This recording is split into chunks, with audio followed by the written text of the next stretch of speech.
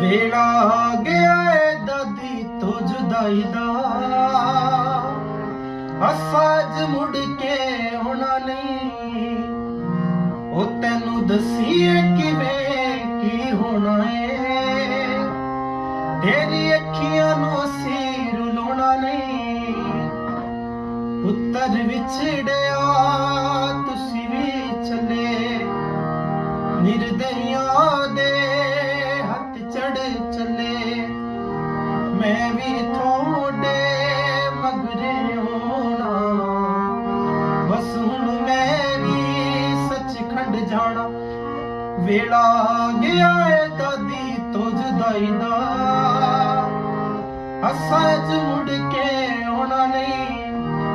ਤੈਨੂੰ ਦਸੀਏ ਕਿਵੇਂ ਕੀ ਹੋਣਾ ਏ,